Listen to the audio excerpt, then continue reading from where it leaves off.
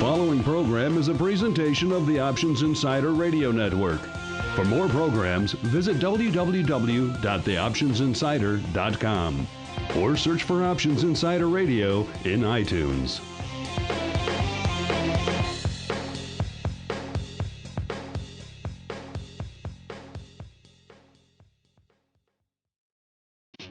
Hello, everybody. This is Mark Longo from the Options Insider Radio Network, and I'm breaking into your regularly scheduled programming to let you know about an upcoming event that I think is going to interest quite a few of you. It's called The Future of Options Trading, Finding Edge Outside the Pit, and it's going to be held on November 5th here in Chicago. This is the inaugural conference from the Options Alliance, a new industry trade association that I am privileged to be a part of. And this conference will address the numerous issues facing the fastest growing segment of the options market, namely options entrepreneurs. So who is this event for? Well, if you're a current or former market maker and you're looking for some ways to leverage that unique skill set in some exciting new areas, well, then this event is for you. If you're an aspiring entrepreneur and you're hoping to learn a little bit more about the options market, which is the most dynamic segment of the financial marketplace, but also can be a little bit intimidating, well, then this event is for you. And if you or your firm are looking to expand the reach of your products or services by learning more about the unique needs of options entrepreneurs and new startups and new ventures, then this event is definitely for you. We've got a lot of great speakers lined up covering a wide array of topics, including how to leverage that trading and market-making mindset and skill set into other unique opportunities, also overcoming the typical roadblocks and stumbling blocks that may lay in the path of a new option startup or entrepreneur, and of course, perhaps most importantly, how to promote and market that new option startup or new venture that you're planning.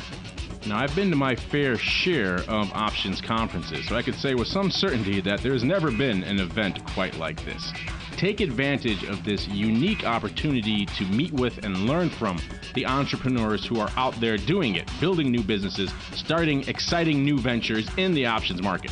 You can learn more by surfing on over to www.optionsalliance.org and then clicking on the event sign-up tab at the bottom of the page. A lot of people say that their space is limited, but we really do mean it. So if this event interests you, reserve your seat today. Thanks for listening, and now I'll return you to your regularly scheduled program.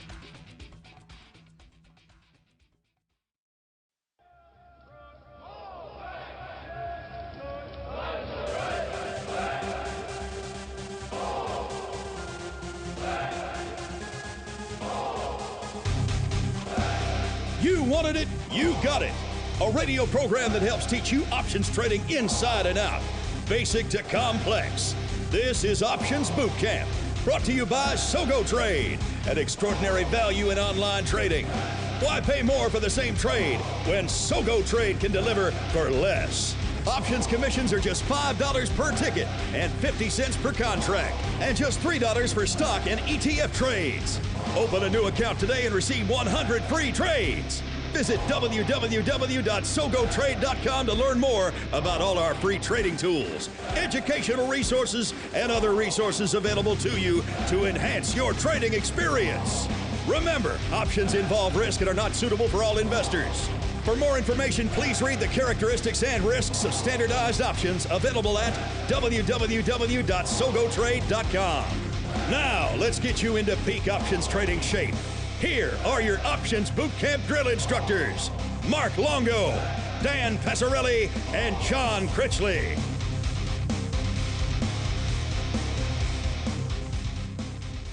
All right, everybody, welcome back to Options Bootcamp, and that rockin' tune always gets me in the mood for some options education. My name is Mark Longo from the OptionsInsider.com, as well as from the ever-expanding Options Insider Radio Network.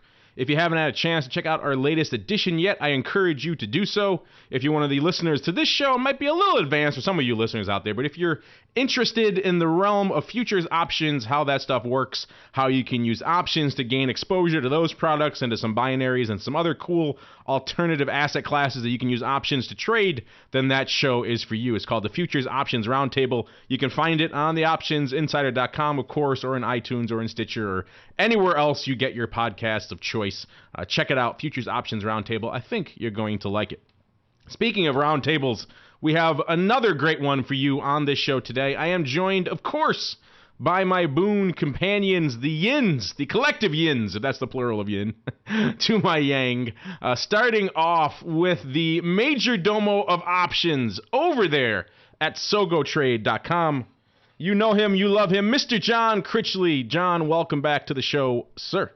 Hi, Mark. Hi, Dan. We got a great show today. I'm really looking forward to it.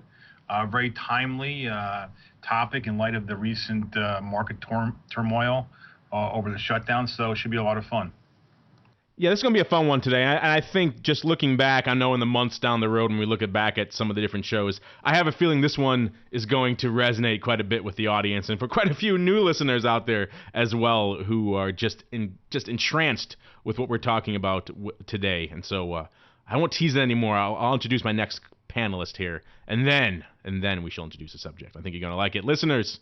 But before I do that, a little bit of a build-up.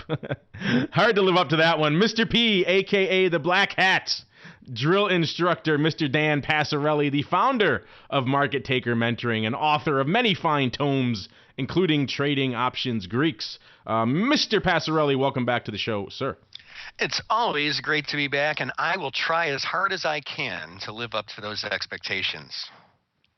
You know my expectations for you are always sky high, sir. I'm like your mother. I expect more from you. All right, with our team assembled, we're going to dive right into our basic training segment.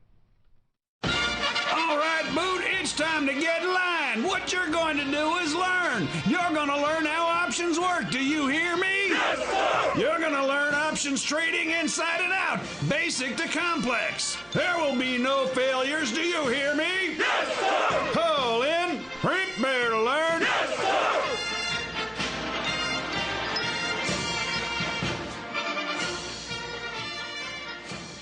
All right, and welcome to the basic training segment. This is, of course, the portion of the program where we break down some interesting basic options concepts and explain to you how you can incorporate that knowledge into your own portfolio. And today's subject, like I said, very popular one. I think a lot of you are going to get a lot out of this one. It's almost perhaps too popular. That's why I think we've held off on discussing it for quite a while here on the show. Of course, we are talking about the VIX, the fear index, the fear gauge, and all the kind of the universe of volatility products that have sprung up around it over the past decade or so. You know, the VIX, it really is just a product unto itself, a beast unto itself in the options world these days. If I counted how many questions we get coming into the Options Insider, into the radio network, that touch on VIX in some way, shape, or form, it would be a substantial percentage. VIX probably is more popular than I would say it merits. So that's another reason why we've held off here on the show from really discussing it. But now we've laid down a lot of good groundwork here on the program. We've done a number of episodes detailing a number of basic options concepts, including our most recent episode, the volatility skew, and that paves the way to starting the discussion of the VIX and of volatility products in general. So let's start off with the basics.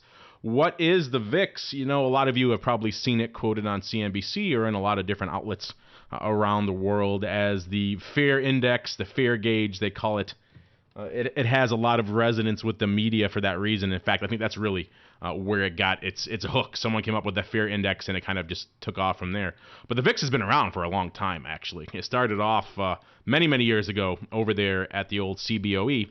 And you'll remember what we talked about in the last show about the differences between implied and realized, or implied versus historical volatility. Well, the initial VIX, it wasn't a product that you could trade. It was just an abstract number that the CBOE disseminated. And what was this number? Well, they pulled the implied volatility of the front month at the money strikes. Remember, the at the money is just where the underlying is trading, of the OEX, which is, of course, not the S&P 500, but the S&P 100. So it's a very kind of a little bit more obscure product, and they pulled the front month implied volatility of that, and they disseminated it as this number, and they called it the volatility index. And it really didn't mean a whole heck of a lot. It was an abstract thing. Unless you were out there trading OEX, it really didn't resonate with you. And so, yet, for some reason, the media caught on to it, and they started quoting it every now and then as the fear index, the fear gauge, and it has some resonance. But they would just say, hey, the fear gauge is 18, the fear gauge is 16. What did that really mean to anyone? It didn't really mean a whole heck of a lot. So around 2003, I believe 2004, is when the CBOE decided to take the VIX and turn it into the modern incarnation that we know today. And they wanted to update it a little bit because there were quite a few problems with the old VIX. First off, it was quoted on the S&P 100, the OEX, which was not a very widely followed or disseminated index. Everyone follows the S&P 500, obviously. So they migrated it over to the SPX. So now it became the implied volatility of the front month of the SPX product. But now they also added some other tweaks because people thought, well, just the front month implied volatility of the at-the-money doesn't really tell you all the story. There's things like we talked about on the last episode, the volatility skew and the put wing and the call wing, and there's all these subtle nuances of the volatility in that month that are not being conveyed by simply telling us the at-the-money volatility. So they came up with a little bit more intricate calculation that took into account the put wing and the call wing, and it weighed those strikes that had bids in them and all the way out into the put wing and call wing to try to incorporate some of that volatility skew that we've talked about on the show in the past. And they took all of that, and then once they had this number that was a little bit more relevant, a little bit more interesting to a lot of retail traders out there, and a lot of institutional traders as well, quite frankly, then they decided we're going to make this an actual tradable product. So that's where it really kind of kicked into high gear. They launched the VIX futures first to kind of test the waters for that, and the VIX options, I think about a year or so later. And the product has never really looked back from there. It just caught on with this audience. I remember talking to the folks over at the CBOE when they were planning on launching this. And I used to be a former SPX trader. So I know myself and a lot of SPX traders for years were looking for some product that we could use to hedge our vol risk, to lay off our vol risk in that pit. So now all of us thought, wow, this is going to be a great product for that. A, we pity the poor market maker who's going to be sitting there taking down the vol risk for the entire pit. And then B, this is never going to have any resonance with retail at all. This is about as institutional of a product as you can get. It is the implied volatility of a massive institutional contract, the SPX contract. No retail guy is ever going to be able to wrap his head around that or even have a use case for it. And boy, were all of us wrong. I think including the CBOE. They will admit to you, quite frankly, off the record, if you ask them, that this product has succeeded well beyond their wildest expectations for it.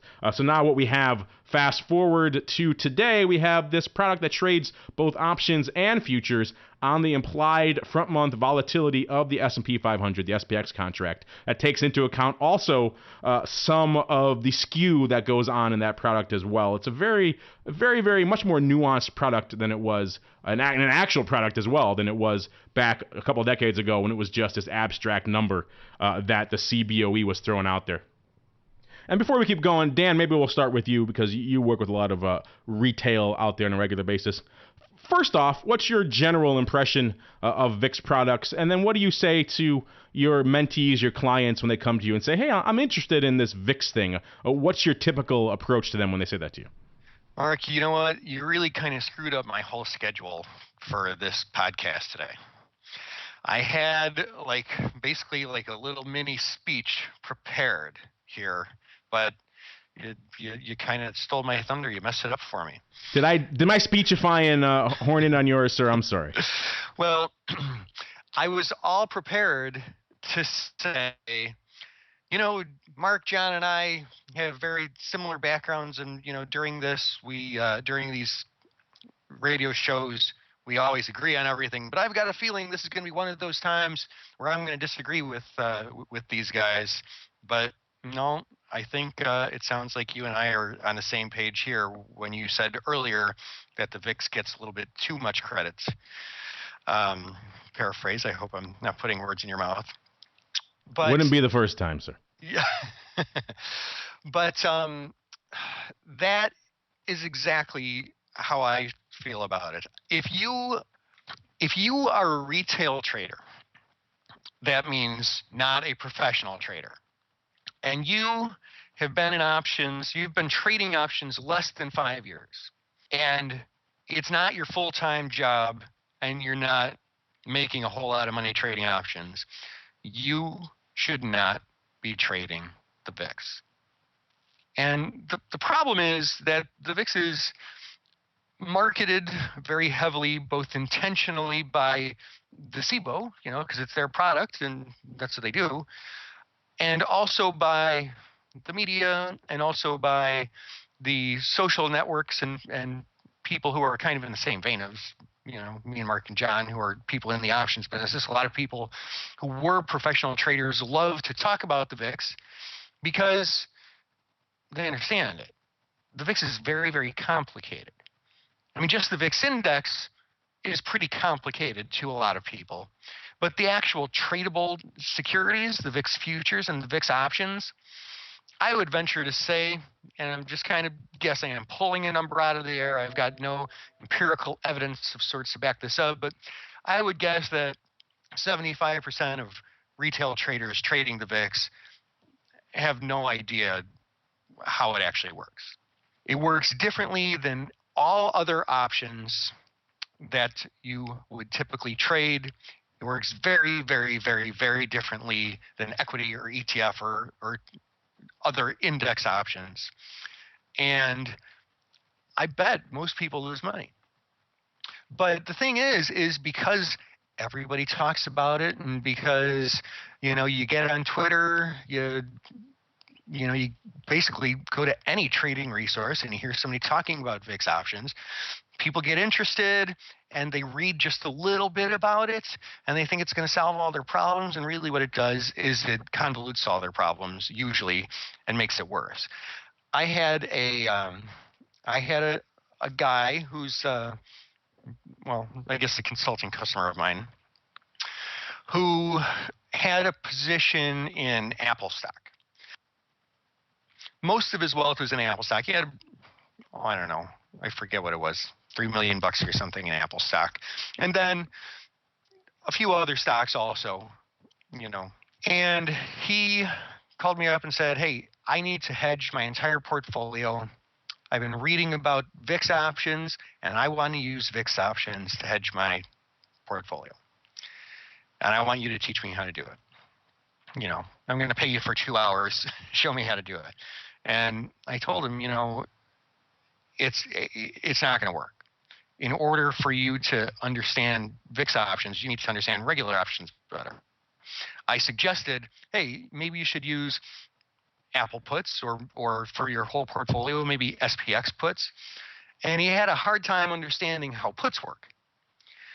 Anybody who has a hard time understanding how puts work is definitely going to lose money trading VIX options, and frankly, you deserve to if you're trading VIX options and you don't understand how puts work. You're biting off way more than you can chew, and you're just creating problems for you. Keep it simple. Man, I've been doing this a long time. I've been in options in some capacity for over 20 years. When I structure my trades now, I keep them as simple as possible. And of course, sometimes they get complicated, but don't start out going with the most absolutely complicated thing you can possibly trade if you've been trading options for 3 months and you're still learning. Good advice, sir. I definitely agree. If he doesn't understand puts, then he has no business going anywhere near the VIX. Certainly good advice. The one thing I just wanted to add is that I don't even know where to begin with the VIX. It's such an important topic. And Dan and Mark, hit on a few of the great areas. The one thing I do want to remind our customers is Dan's 100% correct. Make sure you've traded a long time before you dive into the deep end of the pool with the VIX options. There's even some mechanics that I want to go over real quickly that the customers should know. First of all, the VIX options are a European exercise, and for most, American or retail customers, that's a new new term. So make sure you understand what that is, a European option. They cannot be exercised early. Also, there's a cash payout when they expire, the VIX options. So that's kind of new also. And they have a certain particular expiration that is unusual. It's not on the Friday, it's on a Wednesday, and Mark can get into that. So research that also. But the expiration is different also. And the way they price the closing like rotation is kind of tricky also to understand. So the point being is that there's a lot of mechanics to the VIX that make it, even though it's a very popular product with the retail customer, Dan and Mark are right, make sure you understand some of the mechanics behind it so you don't get caught off guard and you're aware of what the VIX entails for all these different mechanics and all these different factors. This is a product that really seems to have exceeded its expectations and succeeded really in spite of itself, in spite of the complexity and nuances of this product. I mean, let's take a typical VIX use case that we see a lot here on the Options Insider, on the network, and I'm sure you guys see as well quite a bit. A typical retail equity trader, someone listening to a show like this, they see the VIX portrayed on CNBC. They see the old fear gauge, and they say, oh, the fear gauge is up X%, which in and of itself is a great debate. The VIX is a percent of a percent, drives people crazy, but we won't get into that. We won't get into that debate today. But c'est la vie. So they see the VIX is up X% or it's down X%. They see these headlines, fear gauge increasing, fear gauge decreasing. They say, wow, I want to trade this volatility thing. I want to trade this fear thing. So they look up the VIX cash quote, and they say, okay, here's the VIX. This is the VIX. It's this VIX number I'm seeing here quoted everywhere in the papers, on CNBC, and everything else like that. Now I see, these are options. There are options on the VIX as well. I'm going to trade some options. And then they start quoting these options, looking at these options. They know a little bit. They've listened to a show like ours, perhaps, and they're a little bit familiar with how options work. They know how calls and puts should generally be priced based off of where the underlying is. And they start looking at where the VIX is trading and then where these options are trading and saying, whoa, these are crazy. These make no sense. These calls are way too expensive. These puts are way too cheap, or vice versa, depending on where they think the VIX cash is actually trading. And that's the first problem that we encounter all the time. And it's amazing still in this day and age how often this question comes up given the popularity of this product. What you see disseminated in the media, listeners, that is called the VIX cash. That's the cash index. And what that is just the value of what we just described. That is the pure implied volatility number that is spat out from the implied volatility of the front month SPX contracts. And it goes through a little bit of calculations, of course, to add the skew and a few other things. And essentially it spits out this number that is X. That is the VIX cash. And that's really all it is. That is not, and let me repeat that again, that is not what the VIX options are priced off of. So when you start looking at VIX options and saying, wow, these things are really over or underpriced, you're looking at it completely wrong. The VIX cash is really just a meaningless number. It's just a meaningless abstract number that is thrown out there. A lot of sites, a lot of outlets will like to cite it and say VIX is up, VIX is down. Throw it away. It really is a meaningless abstract concept. What matters are the tradable products. And so when we're talking about the tradable products, we're talking about the VIX future. So when you're looking at VIX, you have to go find where the front month future is trading if you want to actually price those options correctly. And that in and of itself, if I just blew your mind and said you have to get futures quotes, if that overwhelms you, then the VIX is not for you. The VIX is an option on a future. A lot of people don't get that. And so you have to go find the quotes for VIX futures, which in and of itself could be laborious for a lot of people. A lot of brokerage firms that are equity options based don't offer futures quotes, so they don't allow you to trade futures. So it can really be a difficult process for a lot of people to even get the right quotes to see where the VIX futures are trading. Once you have those VIX futures quotes, you have the front month, you have some few months out, you have the farther off quotes, you have the full term structure. Remember that term from our earlier episodes there, listeners, the term structure of the VIX futures. Then you can see where the options are pricing and start to make sense of that. But that is the first step everyone needs to really consider, is that number that is being disseminated out there is just the VIX cash index. That's all it is. It is meaningless when you're trading actual VIX options and VIX futures. They're a whole separate beast, and they have a whole bunch of other considerations that you have to be aware of. So when you're talking about VIX, if you don't understand futures, if you're not comfortable trading futures or futures options, you should not be trading the VIX. So that's the first step. Now we get into some of how these things are priced and how they work. I mean, this is the question we get a lot. I think this is a good chance for you, Dan, a.k.a. the man who wrote the book on the Greeks, to chime in on this, because we get this a lot. We say, hey, how do these Greeks work with the VIX? Because the VIX is a weird beast. If I'm pricing a VIX call option, this is essentially a call option on the implied volatility of another derivative. So how do these Greeks work? Is Delta the same thing in the VIX? Is Vega the same thing? Vega of a VIX? That's kind of a weird concept for a lot of people to wrap their heads around. So Mr. P, walk us through the Greeks and how they apply to the VIX products. Well, let me back up for a second, give a little bit of a preamble into that. And I kind of want to give a little perspective to what you just got done saying, Mark, for our listeners.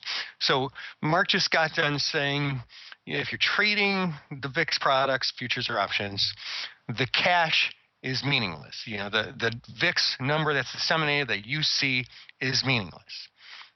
Now, and Mark's exactly right. I mean, of course, I agree with him. But let me give a little bit of perspective. If you don't fully understand the VIX and you're not one of these people that I described, somebody who's a professional or somebody who is so knowledgeable and so profitable with regular options that you're ready to move on to the VIX, really what's non-relevant is the VIX futures prices and the VIX option prices. Like, that's something I recommend you just ignore and look only at the VIX cash. The VIX cash, the VIX number that you see disseminated for a typical trader, that's all you should be looking at.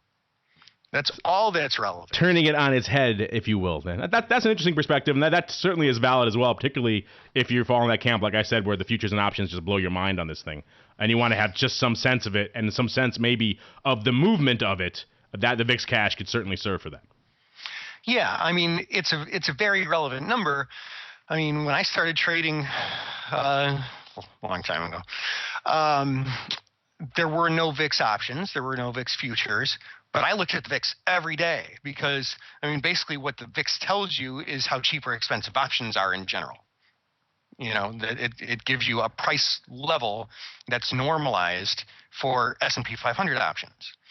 And that's an incredibly important bit of information that every trader, even the really, really basic people, need to look at every single day. Every morning when you log into your trading account, you should see where the S&P 500 is, see where the Dow is, and maybe see where the NASDAQ is, see where the VIX is.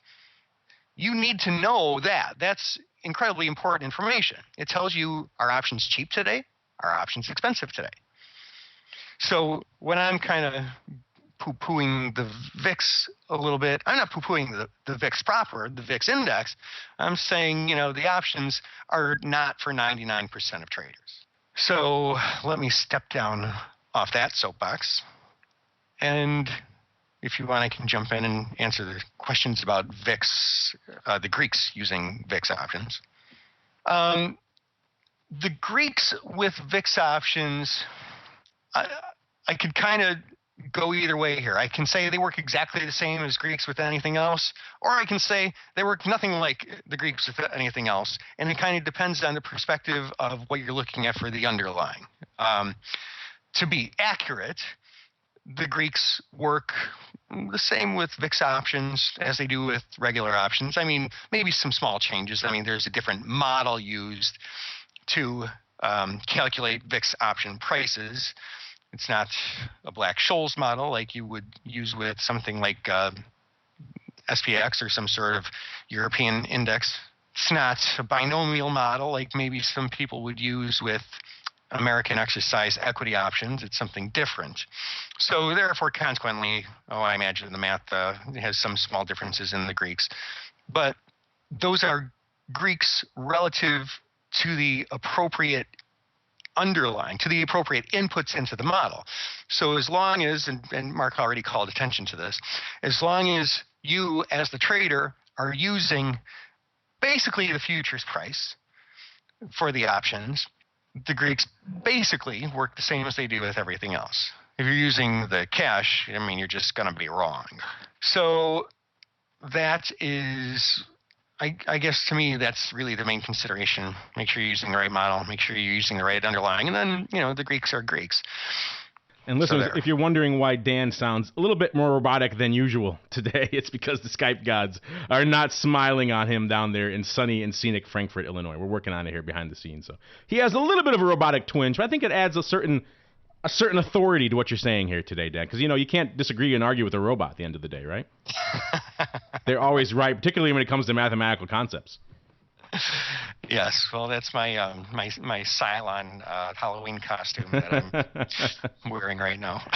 We could dive into an interesting discussion about Delta. I think maybe we'll save it for another show because we're already going pretty good here on VIX, and I don't want to derail it. But there is an interesting conversation we can have about that maybe for a future show, getting into some of the Greeks again. But before we jump away from the Greeks for a second in VIX, John, anything you want to add here, or this scintillating robot discussion we're having here about Greeks and VIX?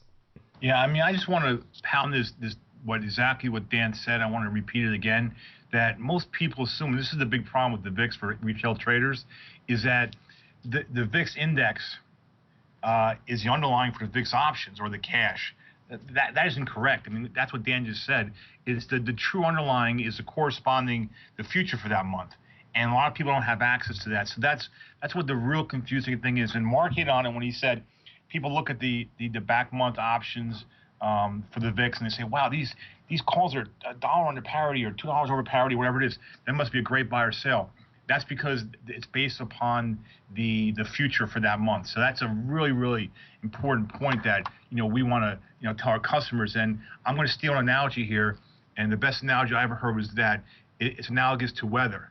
You can think of the cash VIX as like today's weather. And the VIX futures are a contract that guesses the weather 30 days forward from now. The same way, like if we have a warm day today, it will not help you predict the weather in January. So that's one way I like to look at, trying to make it easy for these, the customers. But it's really important to understand that the market makers that trade the VIX are very, very smart people, and the markets, there's no slippage, there's no markets are in line. So be careful if you say, wow, this looks out of whack. It's not. So just be careful with that. Now, we dovetailed into a few of the common use cases people start off with the VIX.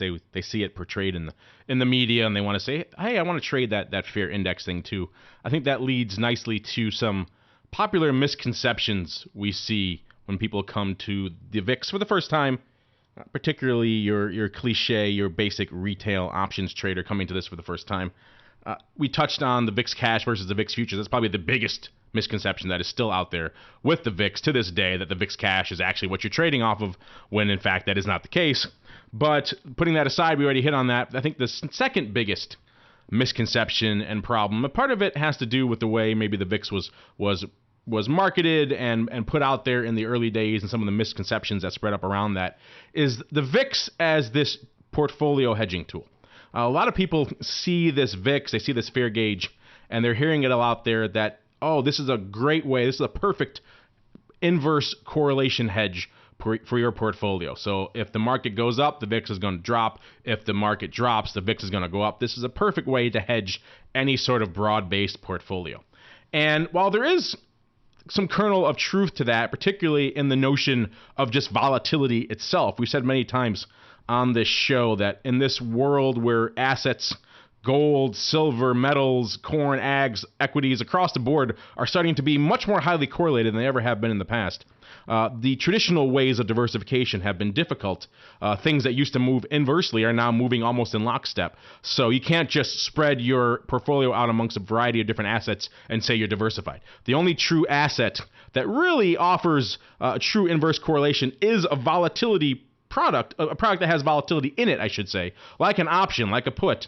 But the VIX, in and of itself, you have to be careful when you start getting into that, because the VIX, it is a volatility product. It is the implied volatility of the S&P 500. But calling it this true one-to-one inverse correlation, it is not that at all. So if you're thinking of the VIX as a portfolio hedge, that's really not the best use case for it, because we'll see it. You have to look on our website, look on the search for VIX and correlation, search for VIX and S&P. You'll find many, many instances of days where the market moved dramatically in one direction or the other, and the VIX may have moved in lockstep with it, or the VIX may also have moved a little bit less than people thought. It's not a predictable hedge in any sense of the word. So a lot of people who come to it and they think, wow, I have this great broad-based portfolio, I'm going to hedge with VIX, and then I've done my due diligence. I've hedged my portfolio risk.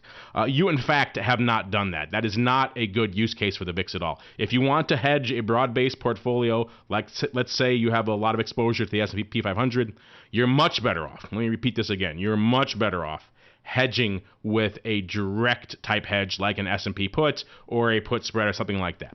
Now, there is some research out there that gets into some hinterland crazy stuff about maybe if you start doing VIX vertical calendar spreads, it could outperform in certain scenarios.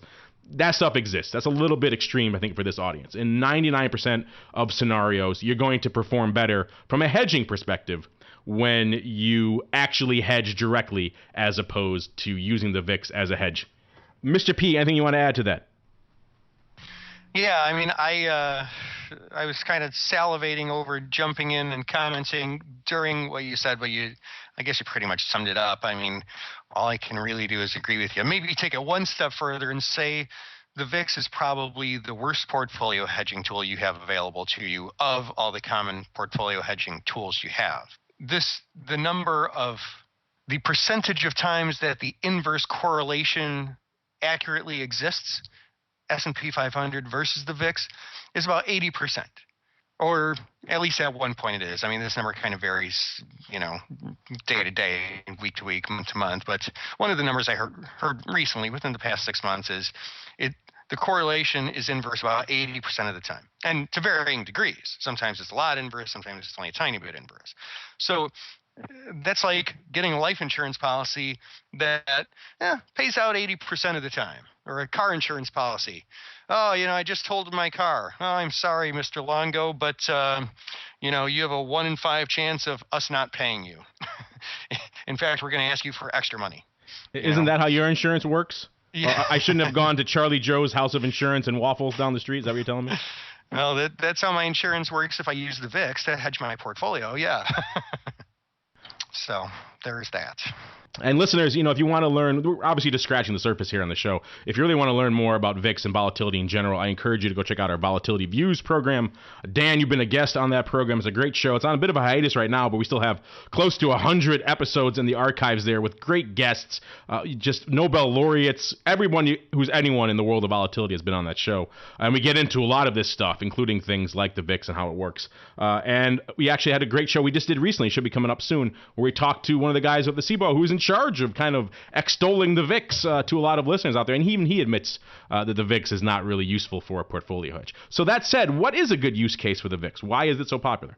Well, the best use case that we've seen for the VIX so far really taps into the way the VIX performs. And the VIX, like we said, it kind of performs willy-nilly, does its own thing.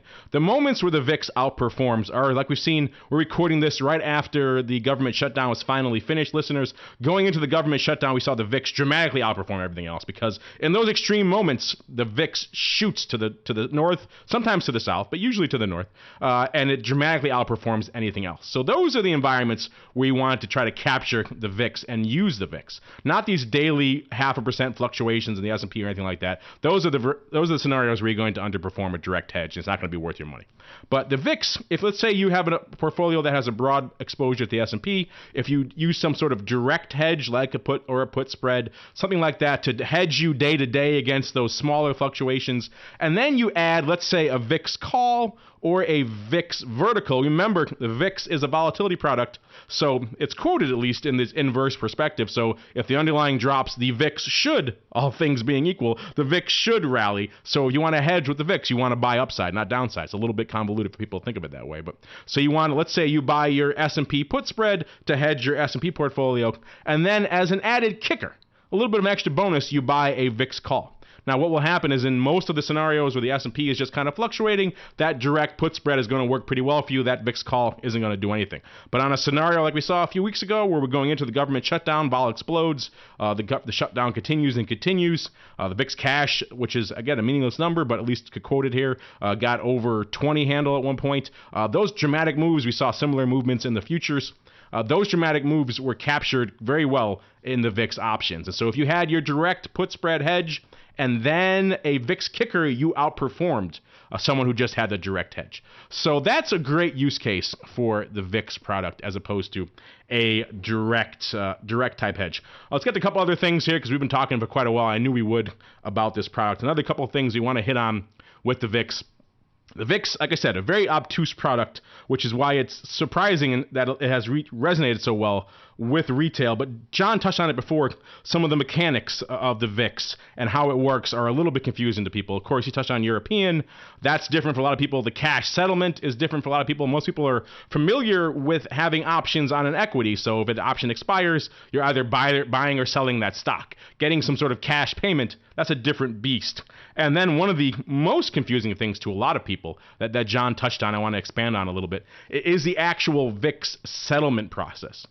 This confuses everyone, even people who are professionals who trade VIX really still debate how this works and perhaps how it should work, whether it can be manipulated. Again, listeners, if you want to learn more about that stuff, including some of the VIX settlement manipulation talk, we've done a lot of that on the Options Insider, also on our Volatility Views program. In fact, we'll include a link in the show notes of this program on the Options Insider to a great episode we did on Volatility Views, discussing that exact topic and looking at some order flow that might have been used to game VIX settlement. But what happens, and I thought, what's a good way to explain this to the listeners, how the VIX settlement works?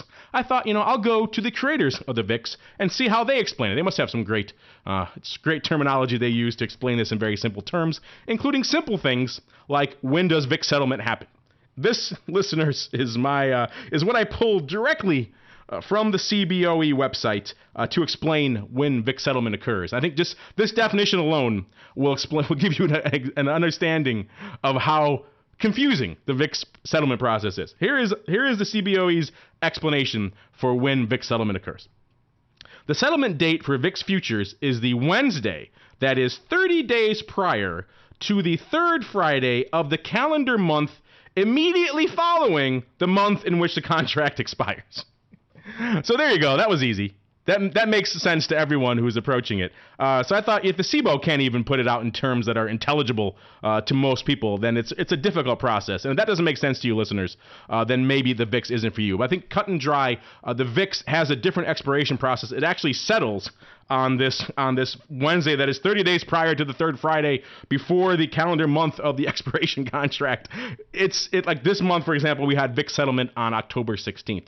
And what happens then is we have this special opening quotation, it's called. They use a lot of opening prices and the SPX options to calculate where the VIX should actually settle.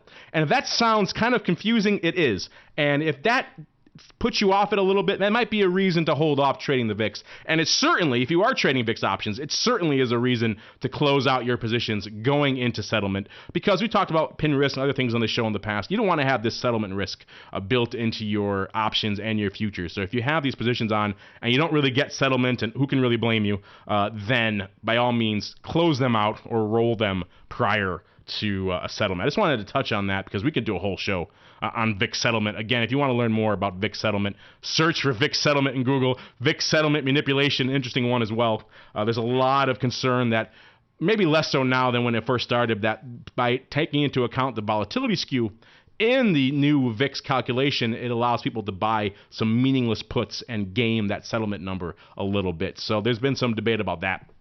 A lot of interesting stuff going on there as well. I just wanted to make that note there. The VIX settlement process is a crazy, crazy, crazy beast in and of itself.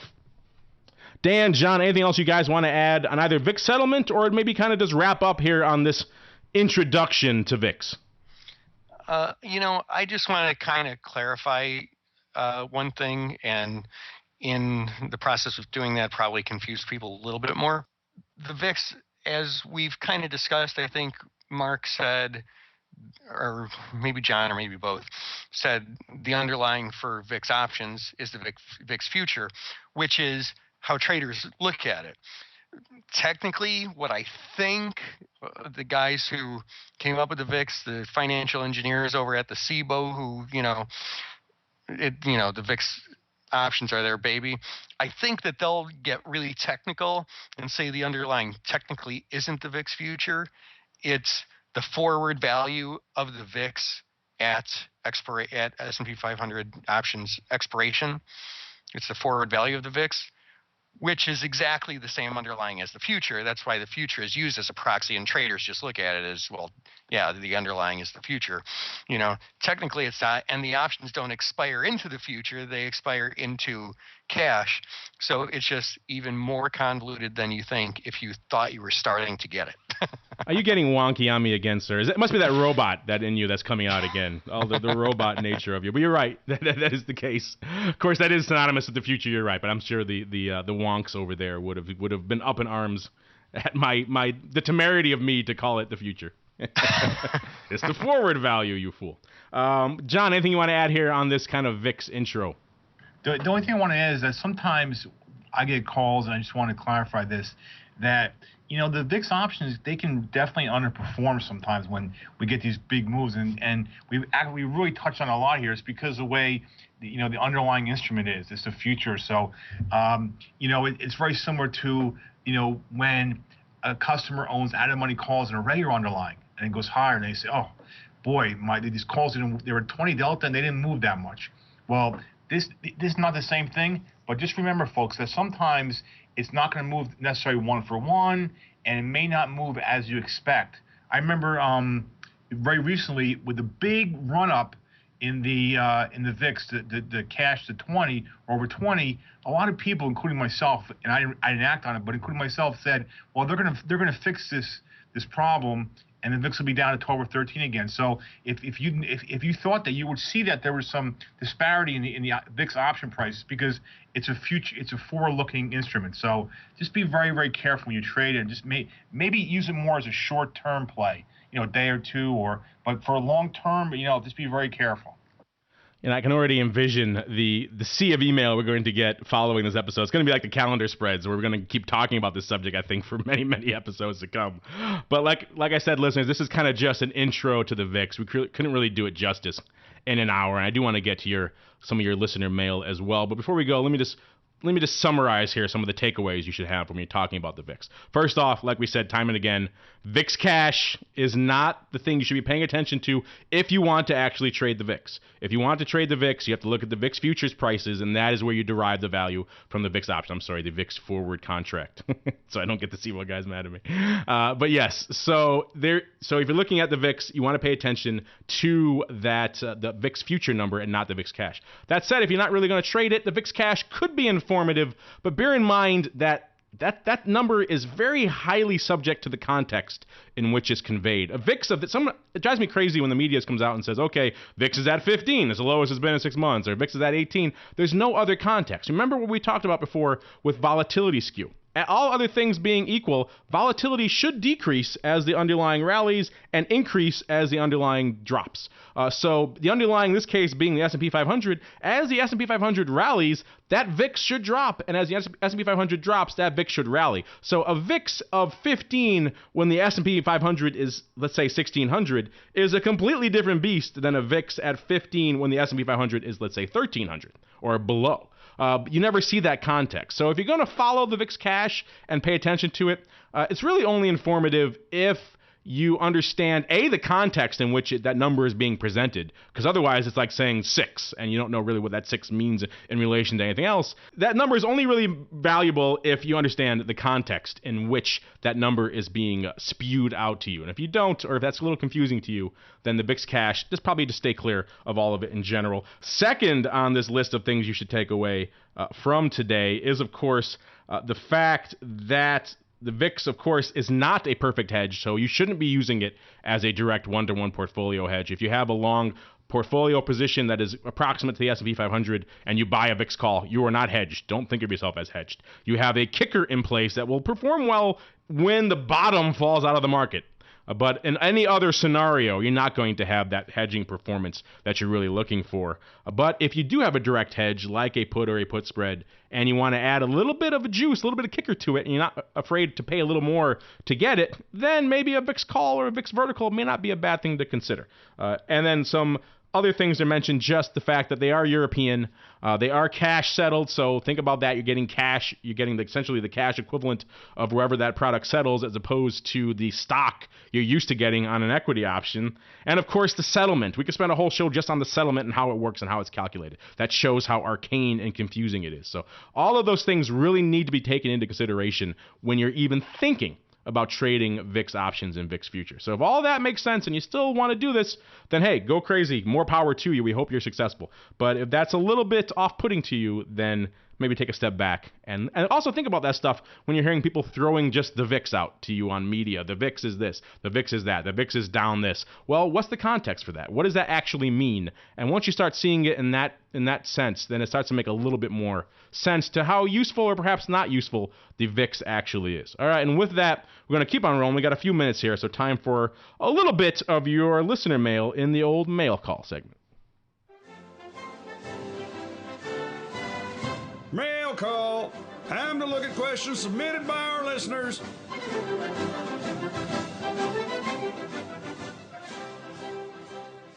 All right, listeners, we got a bunch of questions. First off, a really easy one here. Comes from our website. Its user goes by the handle Bicycle My. He says, so how do you become a better trader? I've been trading for a few years now, and although I'm profitable, I haven't seen phenomenal returns. Well, first off, Bicycle, you got to start by listening to a show like this. I think that will help you. You have to understand the basics of options trading. And once you get a little bit more familiar, maybe you call up a guy like Dan, and he takes you to the next level and walks you through some concepts that you could use to really kick your trading up another degree. And then when you're ready to actually start trading, you call up a guy like John, and he set up an account at So Go Trade, a place where you can do a lot of good stuff, and it won't cost you an arm and a leg. And then from there, you've got a good low-cost basis. You got some knowledge in your back pocket. That should set you on the path to successful trading. All right, that was a quick one. Now we'll get into a little bit more detailed one. Dan, this one I think is perfect for you because it kind of sounds like the name of your firm. So you're going to get first crack at this one. This is the question from Hawkeye6, also coming from our Options Insider website. And he says, can you explain what maker-taker is? What is different about it from the traditional methods, advantages, disadvantages? Thanks. And Dan, since you are the major domo over there at Market Taker Mentoring, this one is clearly tailor-made for you. Take it away, sir. What do you have to say for our friend, Mr. Hawkeye6? Wow, did I just get a promotion to Major Domo over here? Wow, you know, I throw the major domos out willy-nilly over here. Don't change your business cards yet. Okay, so we'll kind of keep this high level because there are, what are there? I think there's 127 options exchanges now in the U.S., right? Just became 128 this morning. Yeah, that's kind of what I figured. And so all of them do their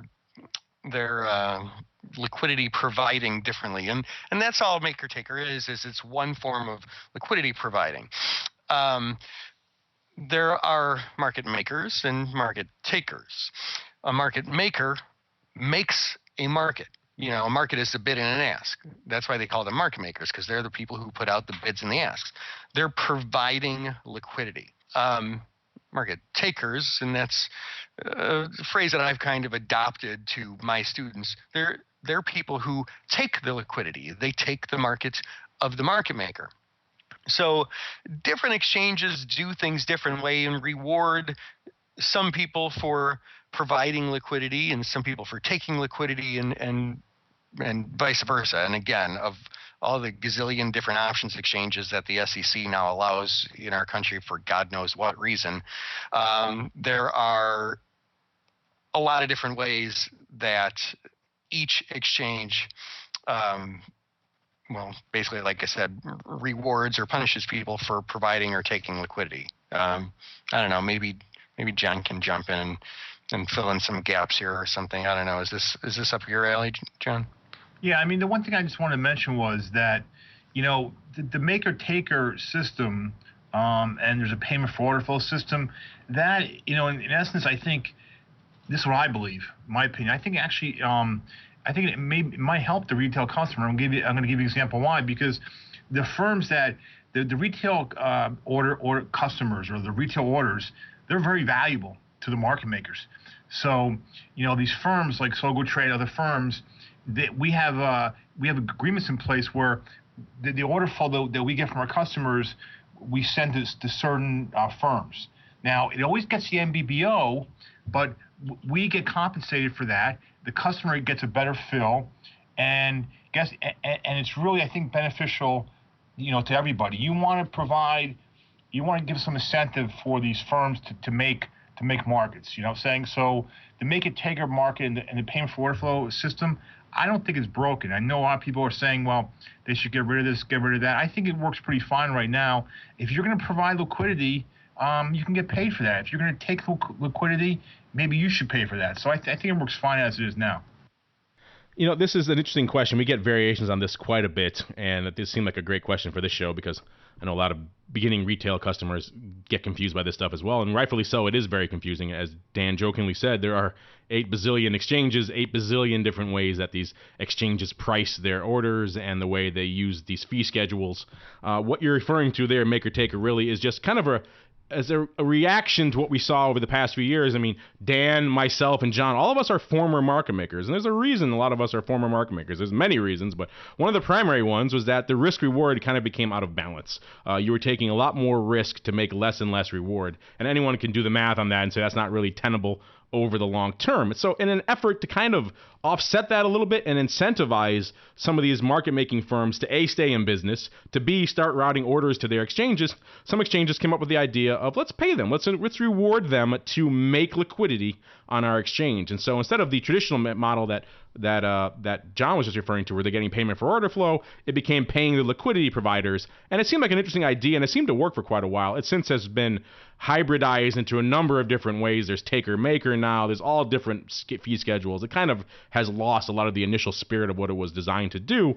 But that was the initial intent behind it, and it kind of worked for a while. Did it kind of incentivize some more liquidity, at least on the exchanges that were paying for this. Now, at the end of the day, advantages, disadvantages for you, Hawkeye 6, there really aren't any. This really isn't going to impact you at the end of the day as a retail trader. You're not going to come in and say, well, this exchange is paying a rebate of 25 cents. This one's charging 30 cents. I'm going to execute on this exchange, and I'm going to take that 30 cents. That's not how it works. The brokerage firm is going to take that money, or the liquidity providing firm is going to take that rebate they get. That doesn't come to you necessarily. That goes, like I said, John said, the different firms have different agreements, and they have different structures, and all that money is routed and paid for accordingly. So for your impact, what you want really is the exchange that gives you the best fill, the best trade on the MBBO, and what you want is a system that rewards the liquidity providers for doing that. And maker taker seemed to do that. It seemed to make liquidity a little bit more viable again. So that was a good thing. So for an advantage for you is just that it kind of incentivized more market makers to stay in the game, and perhaps if they're getting paid, make those markets a little bit tighter and gives them an incentive to give you a better fill, which at the end of the day is better for everybody. So that was why it took off for a while and why people were behind it, and that's kind of the advantages for you. Disadvantages, there aren't really any that I could think of off the top of my head, unless you're getting routed to an exchange with a worse fill, but that shouldn't happen in today's electronic linkage environment. So essentially, these are things you should be aware of and how they work, but don't really concern yourself with them too much because they don't really impact your day-to-day trading. At the end of the day, you want to be getting the best executions you can, and as long as you're getting those, if you're getting the fills you want, then everything else is kind of immaterial. And also, as you're paying a commission you want. If you have those two things in place, everything else is kind of immaterial.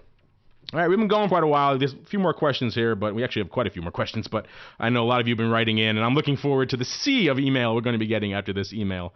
If you'd like to join your fellow listeners here and make your voice heard on the old Options Bootcamp program, and I'm sure you're going to have questions after this show, then by all means, a lot of great ways to do it. You can find us on the website, post a comment like a lot of our listeners here did on the show notes for this program or some of the other articles on our site. We'll find them, we'll route them to the appropriate show. You can also find us on Twitter, twitter.com/options, on Facebook, facebook.com/theoptionsinsider, or find us the old-fashioned way, questions@theoptionsinsider.com. Just be sure to put question for Options Bootcamp in the subject line so we know which show you're referring to. And before we wrap up this epic VIX extravaganza, let me check in with each of my cohorts, my partners in crime, to see what they have cooking that may interest you, the listener, while you're waiting for the next episode of Options Bootcamp. Starting off with you, Mr. Critchley. What is cooking in the land of VIXtown, a.k.a. SogoTrade.com? Well, we have our new optimizer out that I've been working on, the margin optimizer net. We've had it out in production for a few weeks, and we're tweaking a little bit for some display issues, but it's working just beautifully. And our customers are doing a little more activity now, which is great. We have a new platform called Sogo Elite coming out, which would be more advanced charting. We have an advanced screener coming out. So everything is going really well. I just want to mention one quick thing. With the Make It Taker, actually it is beneficial for the customer in one sense, because the firms like us get a little bit of payment, and we can keep the rates low. That is a little beneficial for the customer. If they ever eliminated that, rates are going to go higher for the retail customer. That's definitely for sure. Mr. Passarelli, what is cooking in the land of Market Taker and Traders Exclusive? Boy, oh boy, coming up pretty soon is going to be what I alluded to on the last show, the launch of the Market Taker Elite Trader Community. We are launching the most modern, the most state-of-the-art, the most awesome, if I do say so myself, trader community that has ever existed since the history of trading. It is going to be an online chat room. It is going to be awesome, and you will be in the chat room. So keep an ear out, keep an eye out. Visit markettaker.com. Opt into my email list so I can keep you up to date. And soon enough, you'll be in my chat room chatting about options. I'm feeling very elite on this program today. Sogo Trade Elite, Market Taker Elite. I'm very elite just being in the company of you two fine gentlemen. You're so elitist, Mark. How did you know, sir? All right, and on behalf of John and Dan, and of course myself, I want to thank all of you out there in the listening audience for downloading this program in droves, and of course for writing in with such great questions. Keep it up, and we'll see you next time right here on Options Bootcamp. Options Bootcamp is brought to you by Sogo Trade, an extraordinary value in online trading. Why pay more for the same trade when Sogo Trade can deliver for less? Options commissions are just $5 per ticket and 50 cents per contract, and just $3 for stock and ETF trades. Open a new account today and receive 100 free trades. Visit www.sogotrade.com to learn more about all our free trading tools, educational resources, and other resources available to you to enhance your trading experience. Remember, options involve risk and are not suitable for all investors. For more information, please read the characteristics and risks of standardized options available at www.sogotrade.com. Options Bootcamp is produced by the Options Insider, Inc. All rights reserved.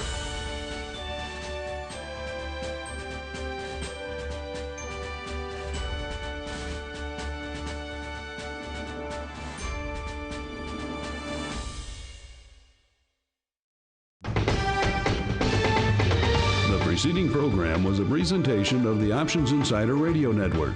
For more programs, visit www.theoptionsinsider.com/radio or search for Options Insider Radio in iTunes.